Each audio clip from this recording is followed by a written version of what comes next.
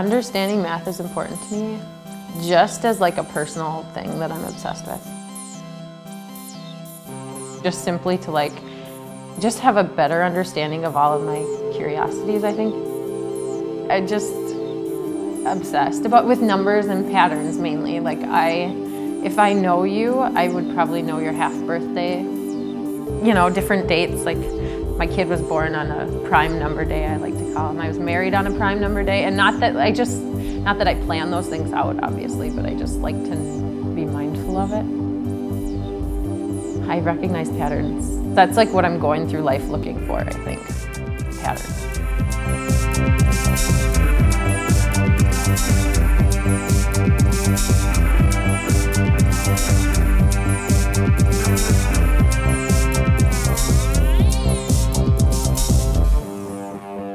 So welcome. Has anyone used our materials before?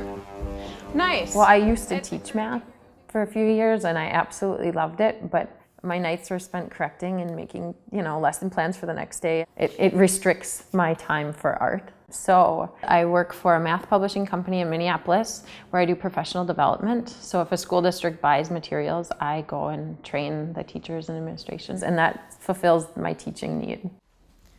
Okay, so you can kind of map out your class like that and use this chart however you may choose. So we publish materials made for those students that don't get math in like the typical math classrooms. The way that you were taught probably was just with the numbers and symbols, and if you have no meaning in your head or no picture in your head of what that actually does, what that means, well then it's going to be really hard. I think you can learn a different way.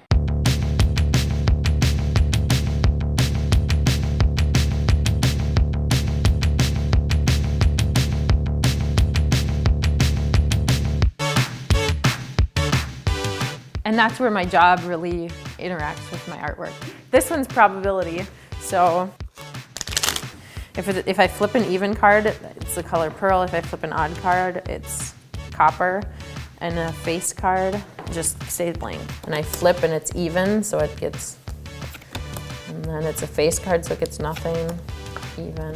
It's weird because I haven't really approached anyone and said like, hi, I'm Emily, I'm an artist. I don't see myself as an artist even, I just am like a problem solver.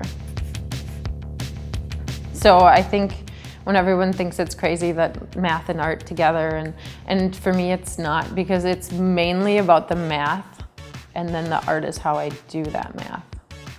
Oh, here, there were days where I'd just write numbers. I mean, seriously.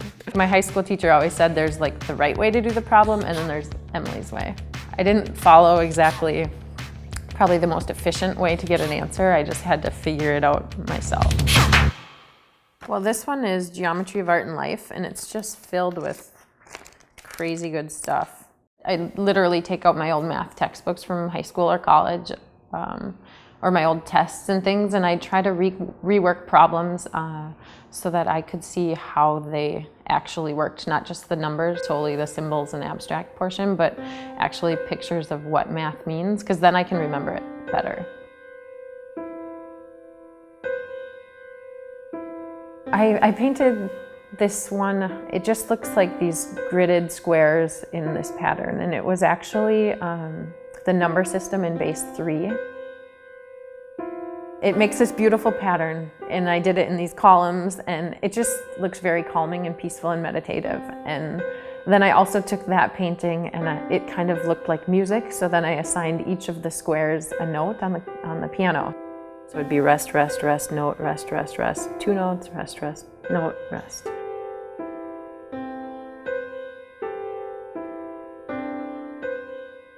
Problem solving is kind of my passion through art, and especially art combined with math. I could do that kind of forever, so it just never gets old.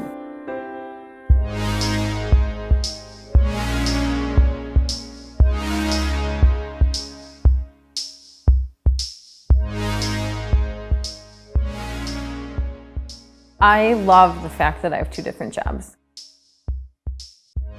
The fact that I have this math profession and also have my art side in like perfect harmony right now, it's like I feel really lucky. If someone were seeing my art in a gallery, I wish that they just would say to themselves, wow, this lady's obsessed with crazy patterns or something like that, and then wonder to themselves, like, what is my crazy obsession? Like, what would I dedicate my time to if I had time and space in the little corner of a shed? What would be my thing?